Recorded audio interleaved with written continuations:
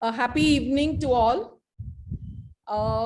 It's my pleasure, and on behalf of Art Cube Gallery, with our approach to engage in conversations and dialogues, which in our idea is to have not just a commercial angle to this, but consciously understanding art, the process, the journey of the artist, and of course, the scenario of art right now in contemporary times.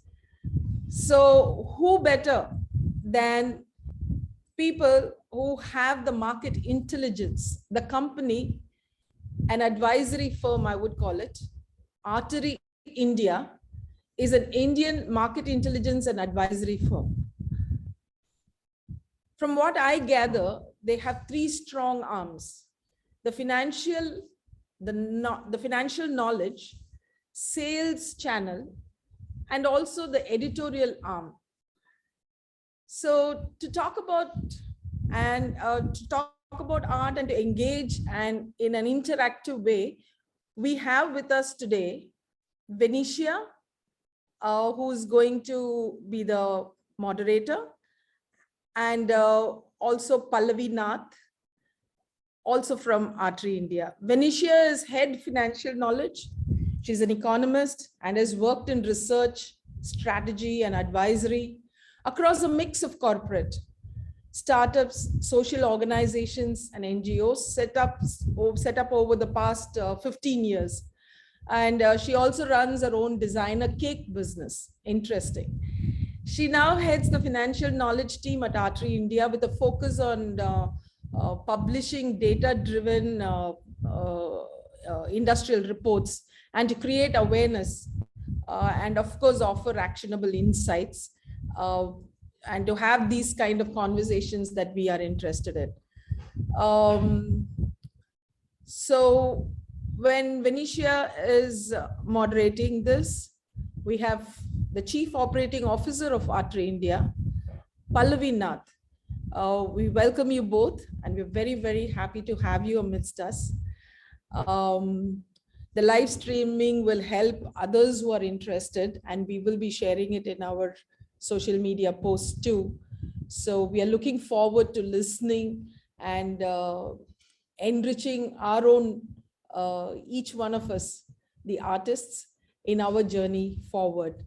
About Pallavi, Pallavi has done her MBA from IIM Indo and has a 20-year career in HR and business in national APAC and global roles. She is a brain-based coach and has worked with several entrepreneurs, helping them set up their businesses in the last few years. She's also a certified life book leader and co-hosts the podcast. She has been associated with Artery India since 2020 and has recently taken on the mantle of streamlining operations across verticals and the implementation of a successful business strategy. Isn't that what we all are waiting to listen to?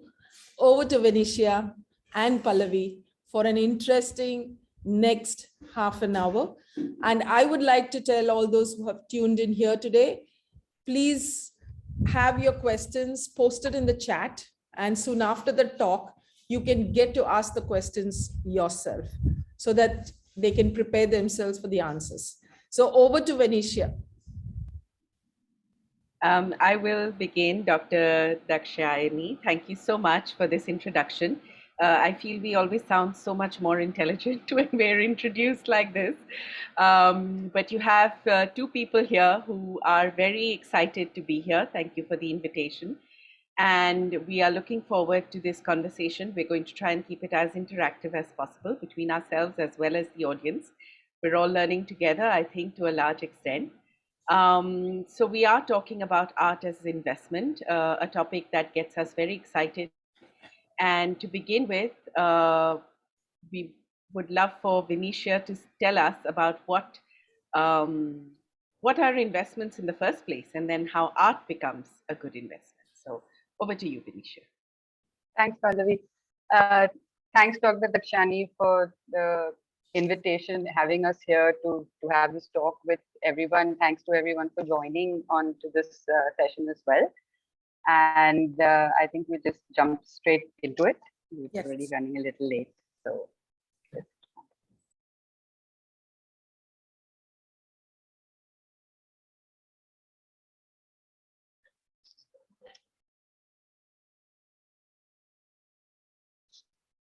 So, yes, so what is an investment? I mean, this whole session that we're conducting right now is about art as an investment. So it's interesting to first just, take a step back and ask ourselves, what is investment? So typically an investment refers to a good or a commodity that is purchased in the present, in today's time, to be used in the future. So it has two main guiding forces. One is that it provides a security in the future and also gives us some profit. So those are the two main thoughts that one keeps in mind when they're investing. And in India, what are the various different kinds of investment options that are available right now? So of course, we have the stocks, the CDs, bonds, commodities, your unit link insurance plans, your FDs, mutual funds, and we also have real estate and gold. Now, everyone is mostly familiar with at least five, if not all of them at any given point in time. Now, what we want to talk about is why should we consider art also as an investment? So for that, I'd first like to just talk very briefly about how the Indian art market has performed over the past 10 years. So at Artery India, we have all the data available for uh, uh, all the auction houses and all the auction transactions that have happened on the Indian art front. And using that data,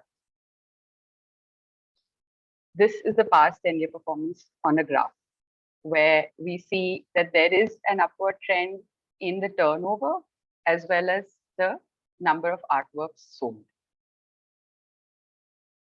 Just to have a look at the numbers, I won't go too much into them because there's not too much time. But anyway, for the last 10 years itself, the Indian art auction market has generated a turnover of 5,560 crores, 10 years.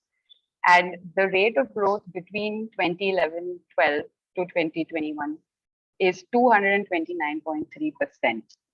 The count, which is the number of artworks sold per year over the last 10 years, 17,782, with the rate of growth of 208% again over the past 8 years. While these numbers are large, what's interesting to note is the overall average price. So the overall average price for the last 10 years in the Indian art market has been 31.2 lakhs per artwork. And the average price started off in 2011-12 at 24.5 and ended last year in March at 26.2. So there has been an increase from the base year to the last year. And the growth has been a 6.6% in turnover. I'll also just quickly talk about the various categories across the art spectrum on who's doing well, who are the star performers. So when we talk about artist category, we typically have three categories, which is the pre-modern artists who were born before 1915. We have the modern artists who were born between 1915 and 1950. And then the contemporary artists who were born between 1950 and 1985 and emerging post 85.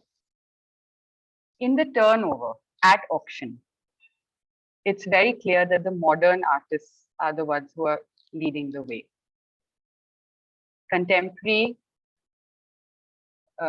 modern artists are leading the way, followed by the pre-modern artists, and now contemporary artists are slowly also beginning to grow. They are finding their place also at auction market.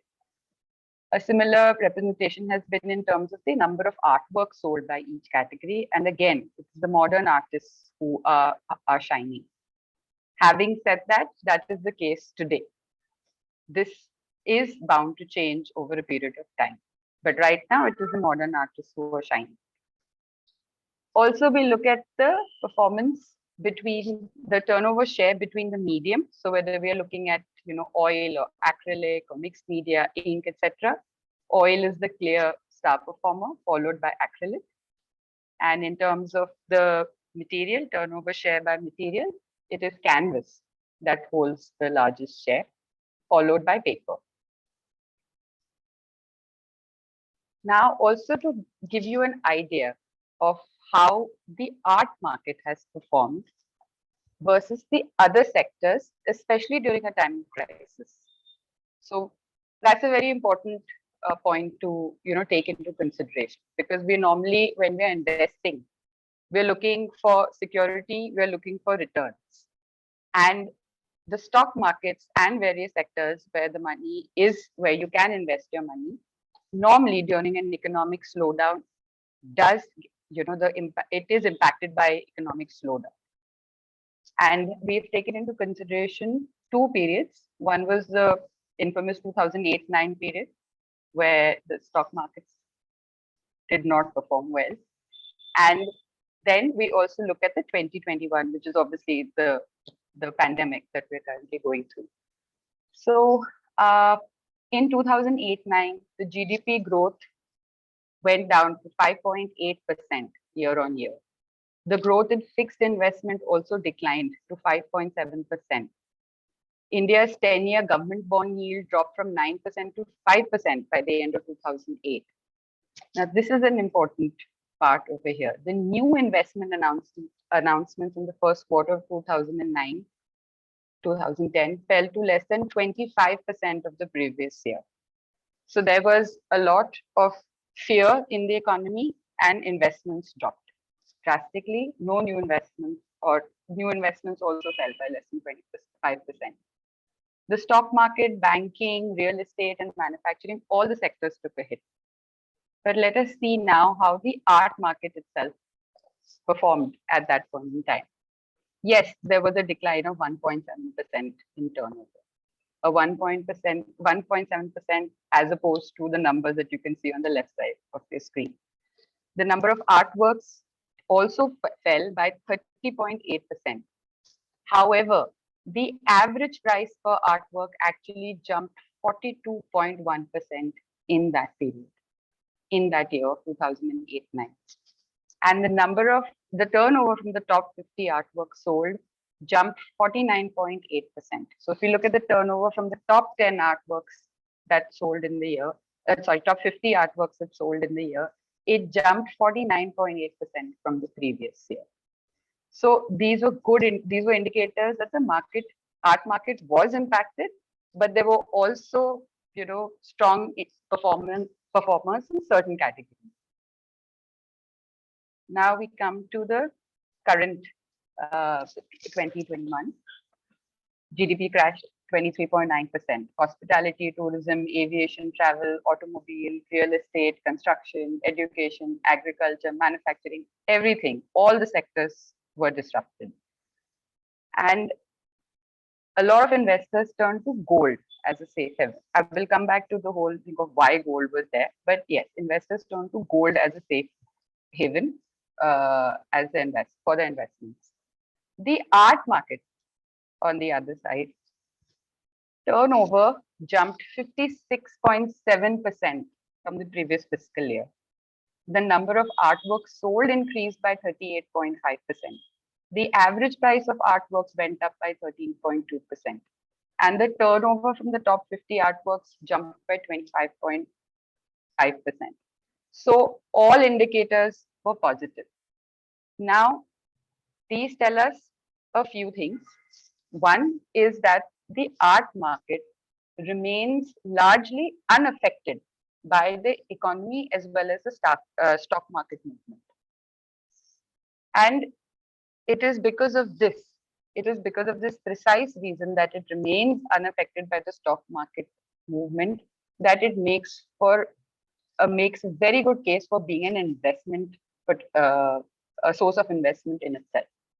So we are talking about basically stock market would be risky, but this on the art market, on the other hand, you can average out the risk when you include art in your investment portfolio. So I've just gone through all these slides talking about the performance of the art market in the last 10 years to just re-establish that the market is doing well, it is growing, it is becoming stronger, and this is just the beginning. This is a very, very important slide, which is the top 5 most expensive Indian artworks ever sold have been sold during the pandemic. And look at the prices. The top one is 42 crores. This just went in February of 2022. 2022. The next one, 40 crores. The next one, 36.8 crores, 35.5 crores, 32 crores. These are the 5 most expensive works ever sold. And they've all been sold post the pandemic setting in, where, all sectors were in disarray, and the art market has done well. We have been setting records and record breaks. And February 2022, which was just last month, 30 artists set new records in just 1 month. 30 Indian artists have set new records at auction in just 1 month. So the sector is doing well, basically. And hence, we should look at the, just a second, sorry. Yeah, so I'm saying we should consider art as a very important, at least a conversation, to start that conversation that yes, investing in art does make sense because the sector is doing well. The sector has been doing well for a while. It's not just a 1 year or 2 year performance. We've mapped the last 10 years, and we only mapped the last 10 years to make this presentation short. We could have mapped more, but yes, we've taken the last 10 years into consideration, and the story that unfolds is that the market is doing well. So now that I've put all those numbers out there, I thought we might just take a step back, turn the conversation to how a lay person would look at art, and would they, how does it appeal to them? Does it make sense to them of art being an investment? So with respect to that, I will now just ask Pallavi what her views are, because both of us are not from the art background, as was established in our introduction in the beginning. And so, yeah, so Pallavi, if you could just share your thoughts on that. As a layperson, what are your thoughts on art and how has it changed over a period of time? Thanks, Venetia. Apologies for looking like a disembodied ghost. The electricity is off here, but perhaps it will all come back. And these numbers always excite me because, to be very honest, for me, art was just something somebody did in this world, and there was no real association with me. I'm amazed, in fact, now that I've done my graduation in economics and an MBA in finance, but we spoke about property and we spoke about stocks and Yeah, make a we spoke suggestion. about, yes. Have fruit. Have a little bit of grapes. It'll tide you over for half an hour or so. जब तक तुम्हारा dinner हो जाएगा. Okay, Like so that that. suggestion wasn't for me. I'm glad. But right, so it wasn't it. We never spoke about art, despite the fact that we studied so much about investment and markets and so on and so forth. So even when I did become exposed to through friends who were investing in art, etc., it always felt like a world that wasn't for me, a world that I did not belong, or I could never get a foothold in because it just seemed always out of my grasp. And when you go to advisors for your financial investment, etc., it's always property, stock, things like that. Gold, in fact, came up recently, not even that long ago, even though our parents would be the ones, who would tell you that, okay, invest in gold, so on and so forth. So it was only really when I started working with Artery India and mainly our founder and CEO, Arvind, that I started, sort of getting exposure to art. And it fascinated me because when I started seeing these numbers, when I started hearing about all of this. And I think I got introduced to art as a concept for wealth generation. You know, the whole concept of how art and various other investments, of course, but mainly art can be used for wealth generation. When I started getting access to that information, I was like, oh my goodness, you know, like what world have I been living in? Why have I not known this till now? Because it is beautiful to see, you know, art, and I do understand the amount of love and passion that goes into creating those forms of art, and the fact that it is also something that is, you know, that can make dreams come true. It's just a brilliant package all put together. But the, you know, the main I think my main challenge remained the fact that it seemed so exclusive, and it seemed so out of reach even for me then. And working with Artery has shown me that actually not, because we have, you know, we have artwork at for all wallet sizes really, and the fact that even those can see this sort of shift. So it was really when we started, Vinisha, I would love for you to speak to it.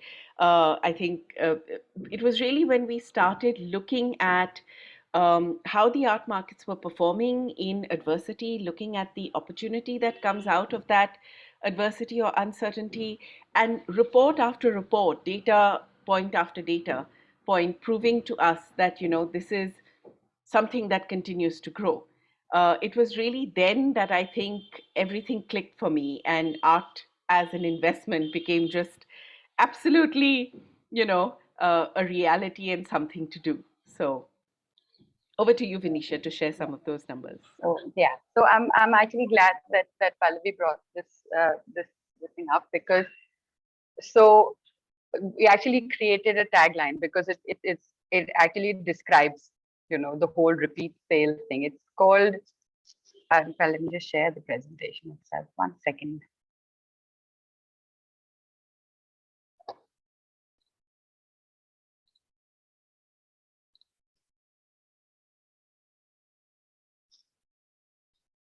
Amidst uncertainty lies opportunity.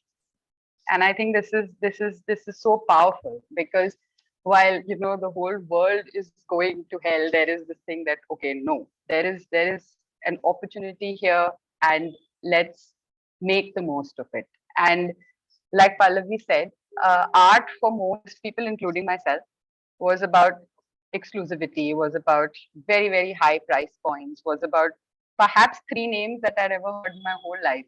And after joining Artery India, I realized that the universe is so much bigger than what we thought it was. And also, the price, there are actually various price points that one can enter the art market at. And I'm just going to show you artworks, one artwork each per price bracket. But this is not an exclusive, I mean, it's not an exhaustive list. This is just one that we've just put together for the presentation. So if we see investment between 50,000 and 1 lakh, this oil on canvas by MFSN was bought in 1992 for 82.5, 82,500. In 2013, it sold for 15.8 lakhs, and it fetched its investor 15.2% CAGR over a 21-year period. Now that's a massive return. And the story continues. Different price entry points. This is between 1 lakh and 5 lakhs.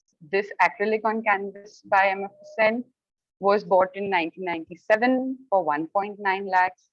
And 24 years later, it sold for 29 lakhs, giving it a 12.21% CAGR over such a long period of time.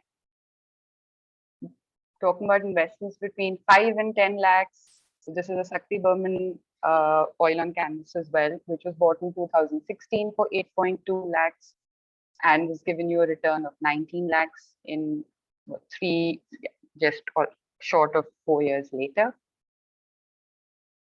Between 10 and 50 lakhs. So like I said, my association with art was earlier limited to this bracket and further on.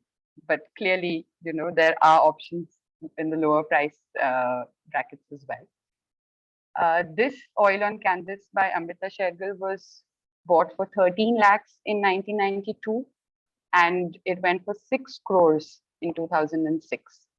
And it fetched its investor 33% CAGR for 13 and a half years. This is between 50 lakhs and 1 crore. Tayyib Mehta, yeah, an oil and canvas by Tayyib Mehta, bought for 57 lakhs in 2003, sold for 8.2 crores in 2020. Rate of return 16.8%. Investments above 1 crore. This is the Raja Ravi Verma oil on canvas, bought in 2007 for 4.9 crores, sold in 2019 for 16.1 crores. Rate of return 11.2%. 11.2% for the 11-year 5-month period. These are just small, the drops in the ocean of the actual data that we have.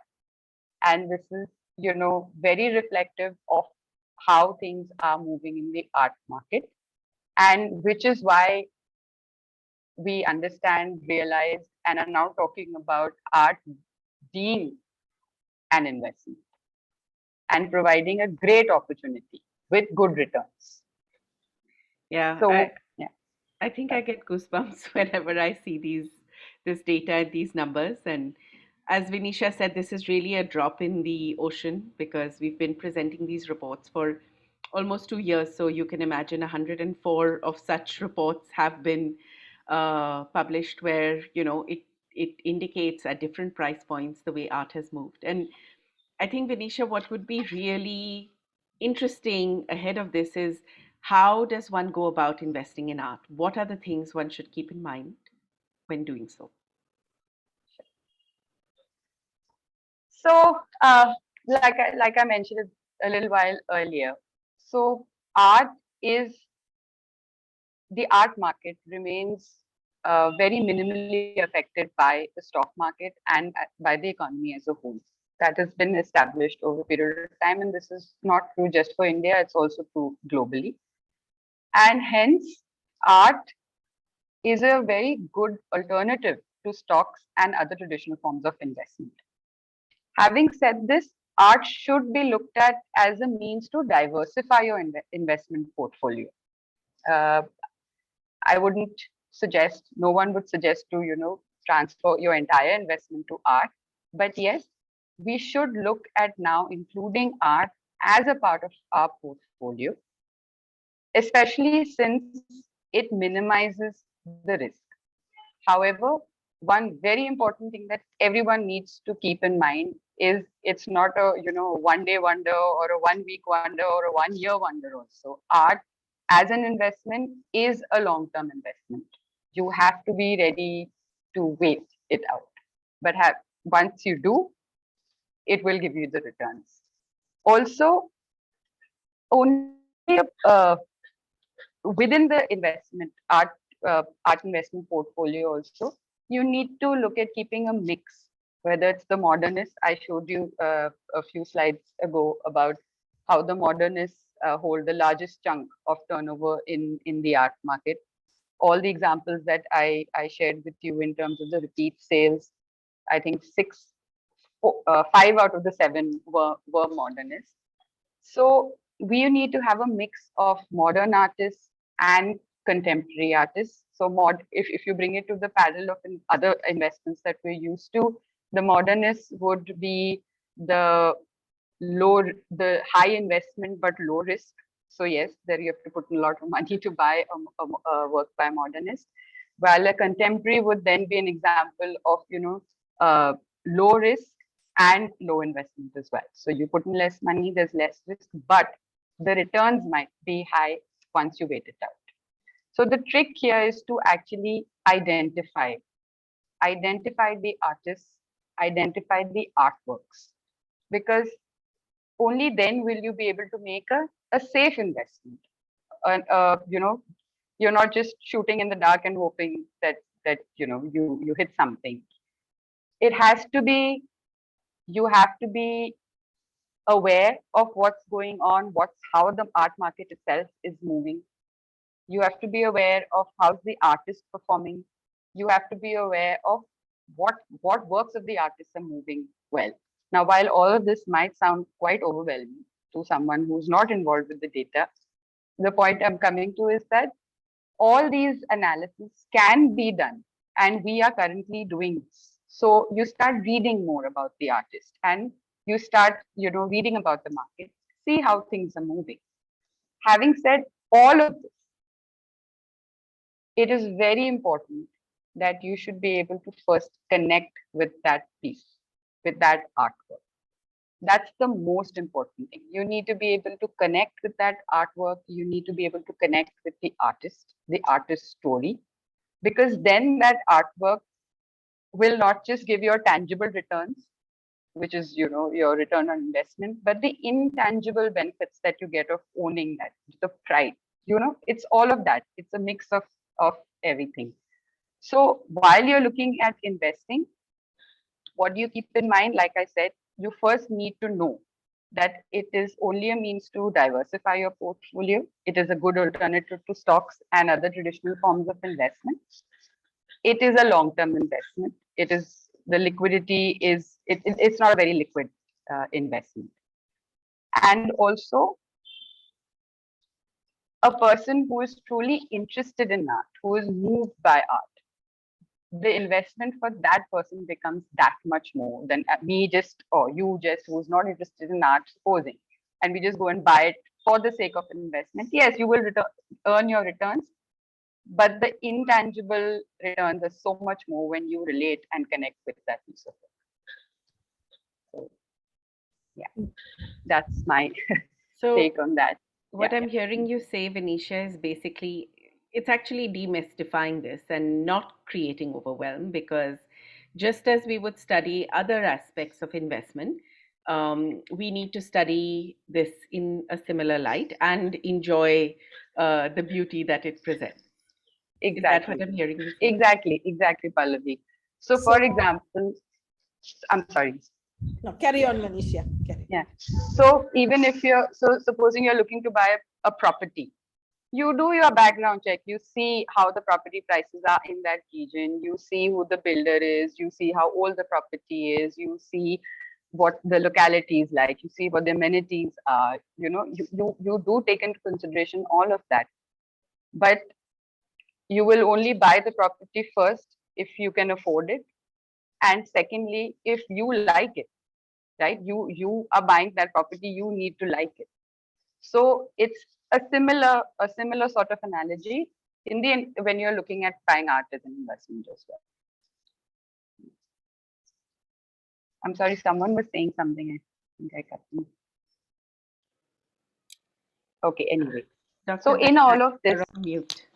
Yeah, I just wanted to caution Venetia that she's got 3 more minutes for the Q&A.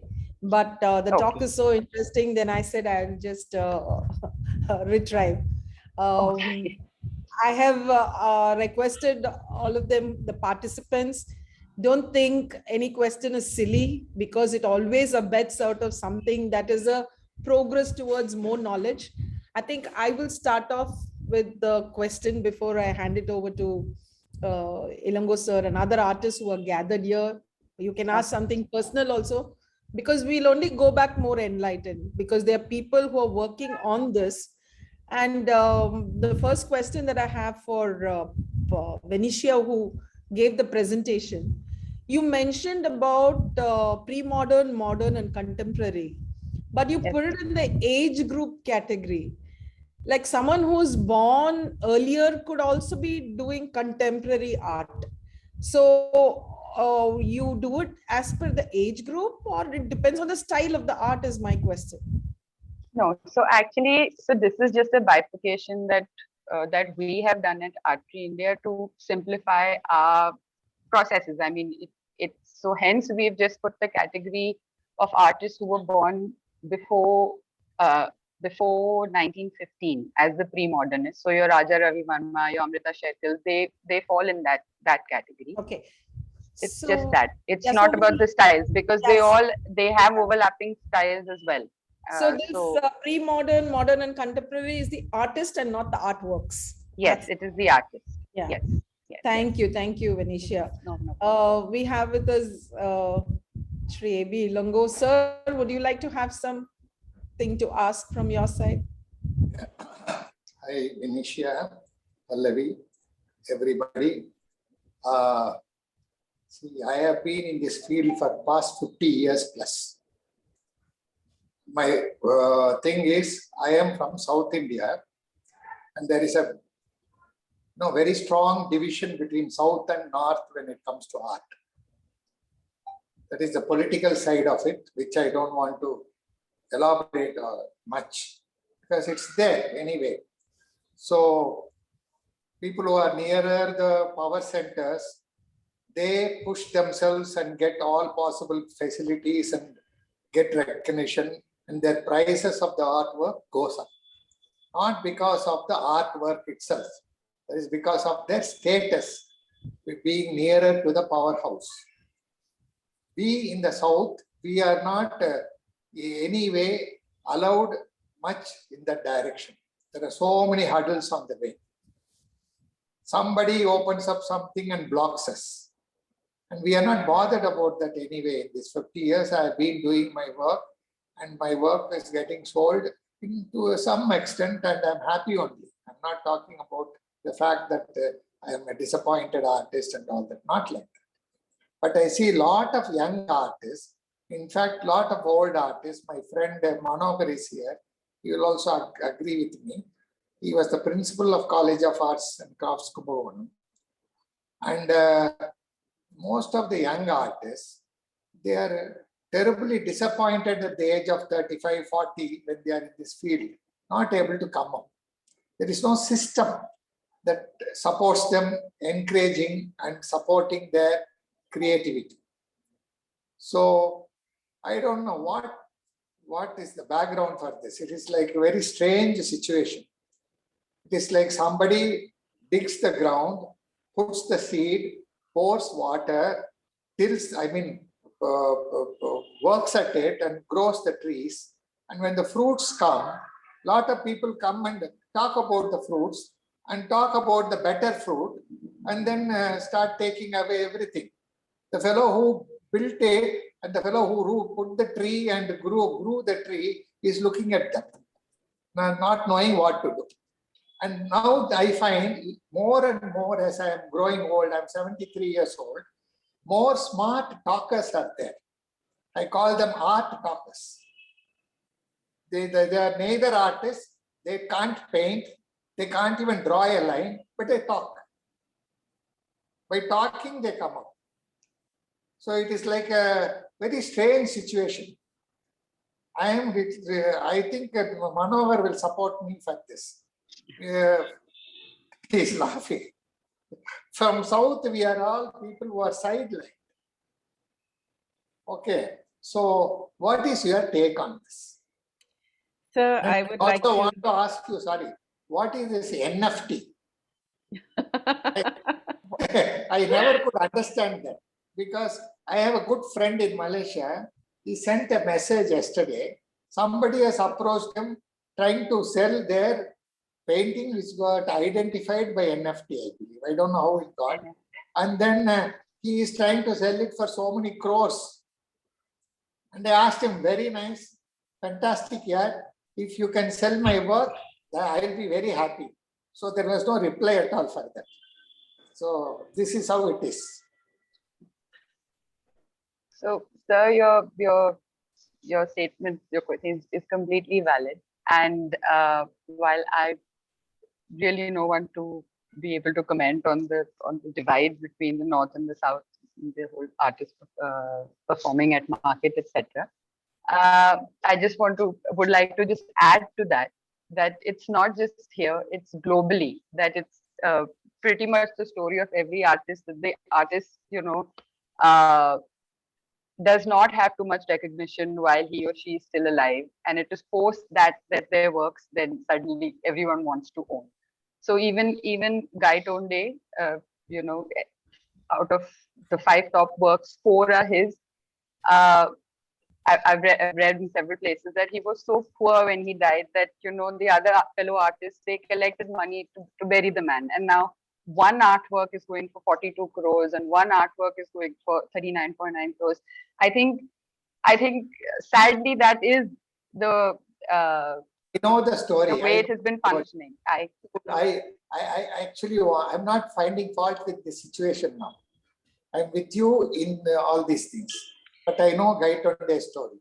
But the thing is there any way that you can make a path or create a system that will at least help people to come up?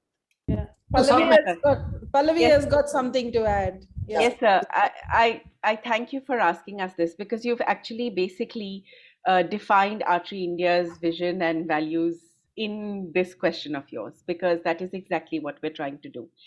The whole point of bringing data, of bringing intelligence, of doing this analysis, doing these reports, writing the number of articles that we write, is in order to say that here is an art market and it is so diverse. There is so much opportunity, there is so much potential, and we want to shine the light on all that is happening here. So, whether it is bringing, so we have a specific program for artery artists where we talk to upcoming artists who may not be known by everyone, but who can come to us with their works. We go through a process of selection and we represent them and let the world know that they're available and look at their gorgeous work. We do a lot of financial analysis. We have started doing more primary analysis as well, just in order to bring up or bring to light what may not be part of a normal drawing room conversation, but what we want to bring to a normal drawing room conversation. So so that is exactly what we would like to do, to democratize this as much as we can. Having said that, I think some of the challenges that you speak of when it comes to privilege and entitlement, that impacts all pockets of business. And when it comes to that, while the struggle is real and it does cause a lot of heartburn, it is important that one keeps doing one's work, one keeps putting one foot in front of the other. We're in the age of information. So the truth is, things that were in the dark just a few years ago are now so easily shareable. So when artists come to us, we not only look at their work itself, we do encourage them to look at how business is run today, how to make themselves and their works more accessible as well. So we don't have an answer to these ills. Your experience is way beyond anything that we could ever imagine. But we are, in our own little way, definitely trying to open this up a little bit more. And we do hope, in fact, with such conversations, we really do hope that our efforts will bear fruit, exactly as you said. So I hope that helps. Yeah, Thank you. thank you, Pallavi. We have a team of artists who are who have taken this journey with ArtCube Gallery. We have some of them present here today. So if you have any questions, you can have a show of hands. I see Sailesh, Shamli, Vinita, Tejo, Pramila. So is there any question that you would like to ask? May I ask a question? Yes, Tejo, go on. Hi, both of you. It was very clear and it was very lucid, whatever you have expressed today. Very interesting too. I don't know which part of the country you come from, but apparently you're from Bombay. No? Yeah? I'm in Delhi. Delhi, and you are from? Denisha? I'm from Bangalore. Sorry, I couldn't hear you very like clearly. Mr. Lango was saying, which is very, very true what's happening. Where do you get your advice from for your customers, for your investors? How do you analyze and how do you choose an artist for them to invest? We have a database that provides us our data. We've built that database over almost 25 years. Our founder and CEO, Mr. Arvind Vijay Mohan, he actually is from the south, but he lives in the north. So he's a good combination. And he has worked tirelessly in building his knowledge about the art world, as well as in helping building the database. And we as an organization have been working on that for the last 5 or 6 years, where now we are in a position to share this with the market.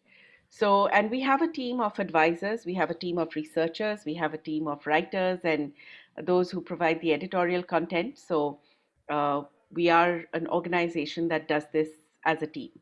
If And that is yeah, that's fine. I'm just curious to know that.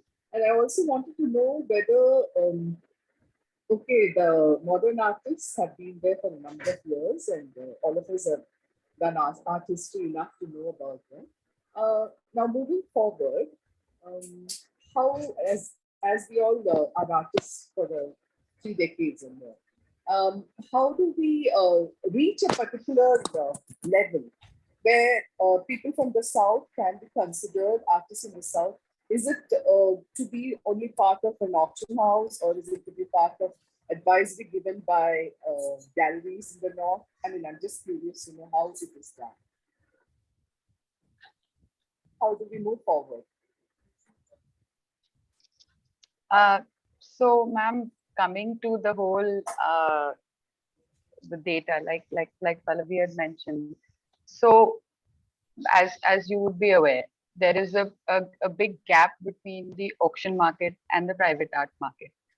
And while the private art market does constitute a much larger percentage of the entire art market scene on the whole, data is not easily available. There is no transparency over there. There is also a lack of trust.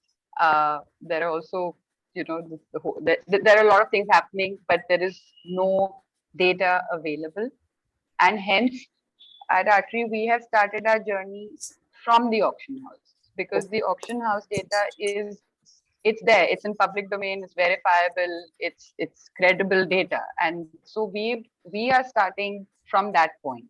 However, having said that, we have just finished our first pilot of our private art market survey. And in fact, we're going to be releasing it on Monday and Tuesday, and we'll definitely love to share it with all of you as well. We reached out to 158 gallerists, and just 8 got back and said, "Acha, theek hai, we will respond to you." So you see, there is a lot of mistrust. There is a lot of lack of transparency in the private side of things. So hence, if to answer your question, how does an artist do well? You've been around for some time. Perhaps right now it would be a mix of, yes, working with auction houses, and like Pallavi said, I mean, there are problems in any sector, in any business, and you have to find out what would work best. So right now, the one thing that we are seeing is the whole online marketing, the whole Instagram, and it's a very, very important tool that can be and should be taken into consideration in any business journey. And in fact, when we were talking about this presentation itself, that was one thing that we wanted to also address the artists with. And if Pallavi wanted to just speak about that, I'd let it take over that, in terms of, it's one thing is passion and talent, but the other is also the ability to sell that, to be able to make a living of it, and the only way you can do that is if you market yourself. People need to know about you and buy your work. So thank you for the answer. I mean, I've always wondered, how globally, or not even globally, nationally, how can we be recognized? Like locally, yes, we are, and we do have our buyers, all that, but how to move beyond that? Yeah, we'll hear it from you, Pallavi. There are no easy answers to this, absolutely not. And however, at the same time, I have worked with several businesses, so I know that there are no easy answers to any of this, which is why, even at Artery, we are constantly evolving our ability to speak to the market, because the market does have a certain way of looking at things. It is used to certain people being the advisors. It is used to galleries, etc. And that is exactly what our attempt is through our various programs, whether it's Artery Artists, whether it's 50 under 50, all of these. Now, to someone who is in the art world, I would say this is something that needs to be looked at in exactly the same way as you would look at running any business, Yes. right? Yes, you have to do what you love. You have to do what you're passionate about. Even though I did all my education, etc., I spent 20 years getting to a point where now I do only what I love, So that is something that you have to put in the effort to get to where you love, and also being able to sustain your livelihood through what you love. But but but when you're doing what you love, it is equally important for you to understand the business of it. It is equally important to understand, to educate oneself on what is marketing, what is strategy, what are those channels of marketing that I can use, how do I get myself known and presented. And we look at it as the ugly side of business, the ugly side of making money. But the truth is, it doesn't matter what field we're in, it doesn't matter what we're doing. That is the reality. You need to get yourself out there, you need to get yourself recognized. And yes, there are barriers, yes, there are obstacles, no doubt about it. But we've also seen as many stories of people who do overcome all of that, and who become, then who become our ideals and our idols and people whom we look up to and we study. Yeah. So there is hope, but there is also a lot of hard work, and there's also a lot of belief and faith. And I think the fourth thing is having mentors like you, mentors like the gallery, mentors like, us at Artery as well. I think that's also important. So Yeah, hope Pallavi. that helps. Thank you. Thank you. We have Siddhant here. He had shown there was a show of hands from Siddhant. Would you Hello, want thank to go? you. Yeah. Good evening, everyone. Good evening, Vinisha. Good evening, Pallavi. Thank you for the presentation. So, and especially thank you for breaking down the investment perspectives into different brackets, because I was under the impression that art as an investment only performs for a certain amount or a certain asset class. So, my question on the same lines as a financial perspective would be, what do you think are some of the driving factors for purchasing art in today's scenario, particularly for, let's say, contemporary artists?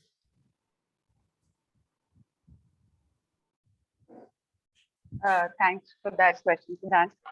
Very pertinent to the session that we're having. So, coming to how do we decide what artwork to invest in? Like I mentioned earlier, we need to go back and do some amount of research. Now, whether you do the research yourself or whether you take on the advice of firms like Artery India to do that part for you is, Right. is yeah. But basically, you track the artist's performance. You track the overall art market performance. Mm-hmm. You can get so like one of the slides that I had shared earlier, where you're talking about who's doing better. The modernists are doing better, or the oils are doing better, or the canvases are Right, doing right. better. So whenever the first thing is you identify a piece of art, something that you relate to, because I'm going on making this point that you need to find that piece of that artwork appealing.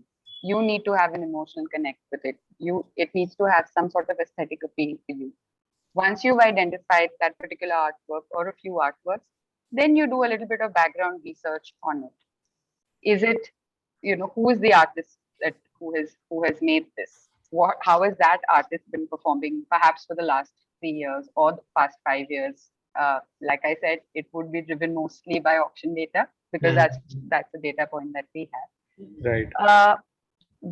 Having said that, you can also engage, an appraiser or an art evaluator to figure out how much that piece of work ought to cost. And then you will also know, once you've seen that the artist is growing, so you know that there is a potential for this artwork to actually increase in value over a period of time. You need to make sure that you're, like I said, not looking for a 1 year or 2 year, Right. buy and Long-term flip model. perspective. You're in for the long term. So at least 8 to 10 years. And it should always be a percentage of your portfolio. Only a percentage, not your entire investment Right. portfolio. So you track how the artist has been performing, you track similar artworks, you do a comparable study. These are all the things that you can keep in mind while you're looking to buy a piece, an artwork, especially from an investment perspective. Fair enough. Fair enough. Thank you. That helps. Thank you. Thank you, Vanisha. We'll move to Anshu. You can ask your question. Yeah, good evening, everyone. It's quite an interesting conversation which we're having. So my question is to Pallavi, like a while back, we were having the whole debate of, how the artists are not being recognized and, how we can, how your firm is, helping them to get recognized and uh, again, seeing art as an investment. So what should be the drive, like what should drive the upcoming artists? Like, they always have that fear of being recognized or, do well in the art market. So if you can throw some light on that. Okay, I think I may be repeating some of what I've Yeah. already said. But as I said, I do think it is about putting your all. There's an interesting thing I read recently, which said that once you have mastered your technique, um, you need to completely destroy the technique and do your own thing because your technique is now a part of your DNA. So to bring that level of passion to what one is doing, that is applicable to anything that anybody does in any sphere of life. So that is definitely important. The second would be to understand what business is, what is happening in the art market, what is happening in the art world, research what is happening internationally, what is happening here, create maybe joint communities. It is very important for us to support each other because a lot of times competitiveness actually does not help anybody grow, whereas community and collaboration helps everyone grow. you know um, Apart from all this research and understanding business, also understanding what your own goals are. Do you want to grow in the sense of, do you want to just create? In which case, just create, but be very practical about the consequences that perhaps your livelihood comes from somewhere else. Or do you want to be really savvy? In which case, you need to walk in those circles, you need to read those books, you need to learn that information. So you've got to be clear on your goals and you've got to plan accordingly.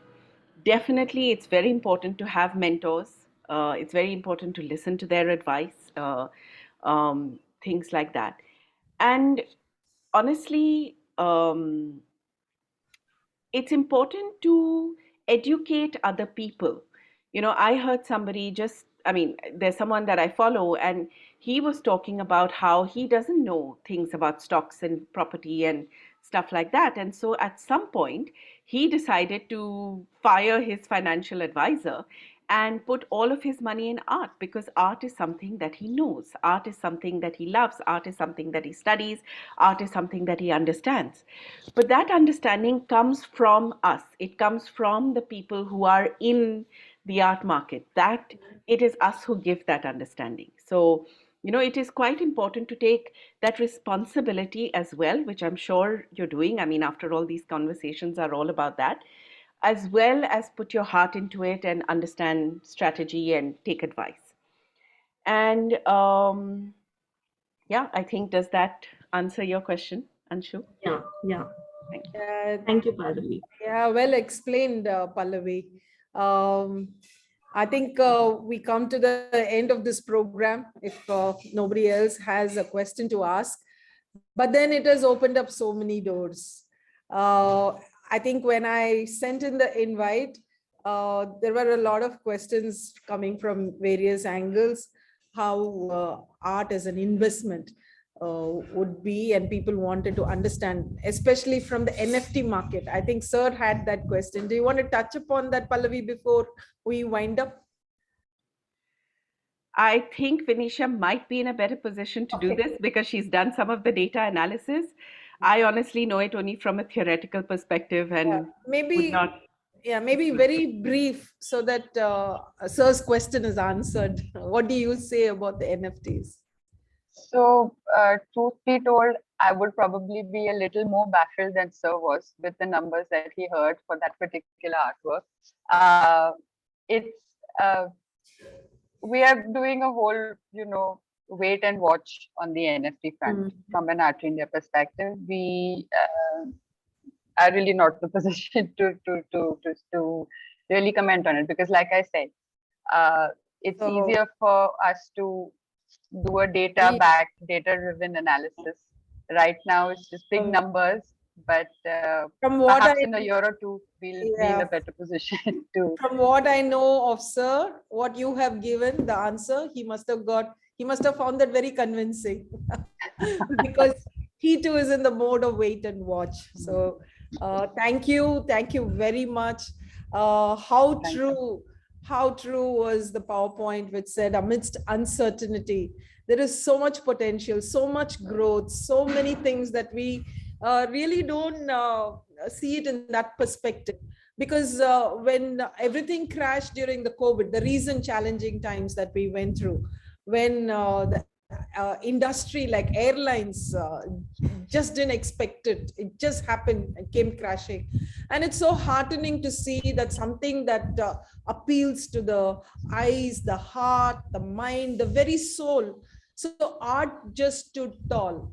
So very heartening to see that slide and getting the reaffirmation from people who do who are the knowledge bank and who are doing a lot of research on that on a daily, day-to-day basis. And I think this should inspire our artists to keep working more. And like you rightly said, it's a wait and watch. It's a invest, and it's not something that happens over the flick of a finger. So I think mentally we got to tune ourselves, and mentally we need to be prepared that what we're doing is a long journey. I think before I finish, if Shailesh has a question, you can ask Shailesh. I don't want anybody to go with their questions not answered. Shailesh? Okay, I saw a show of hands, so I thought he wanted to ask a question. So with this evening's talk coming to a close, I feel it's just the beginning, because the end of the caterpillar is the beginning of the butterfly. So we are looking for this metamorphosis. We're looking for handholding. We're looking for some guidance, and we will look at it as an engagement that we can reach out. It's ushering, like, that there is somebody where you can reach out to.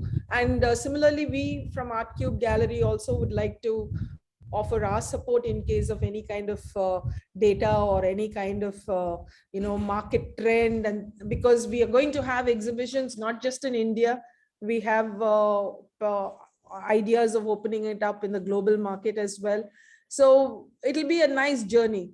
I'm so happy to have Pallavi with us, and very explicitly you explained some of the market trend, and Venetia for putting the PowerPoint together on the dot. And thanks most importantly to all our artists who have come today, and we hope to have this journey going. Thank you very much. Ma'am, I'd just like to put one last sentence. It was something that I came across while we were putting this this quick presentation together, was that when you're looking at investment and we're looking at art as investment, it's a much better option to have a beautiful painting on a wall than a a stock certificate in a frame. So yeah, so we could end it on that note. And yeah, thank you very much, and thank you all. Now we will yes sir, Pallavi and Vinisha, thank you for your nice conversation. Yes. Thank you, sir. Thank you very much, sir. Help all young artists who are aspiring and struggling to come up. Yeah. So it's a fantastic gathering. Yeah. Thanks, Dakshayani, for this. Thank you very much. Thank you, sir. Bye-bye. Thank you so much. Thank you, sir. everyone. Thank you, It was a great Dakshayani. session. Yeah. Hi Pramila. Yeah. Hi. Thank you Shailesh for the thumbs up. Yeah, thank you Vinita. So thank you Pallavi and Venetia. Thank you. Thank you all. Yeah. Thank you. Thank you. Bye-bye. Bye-bye.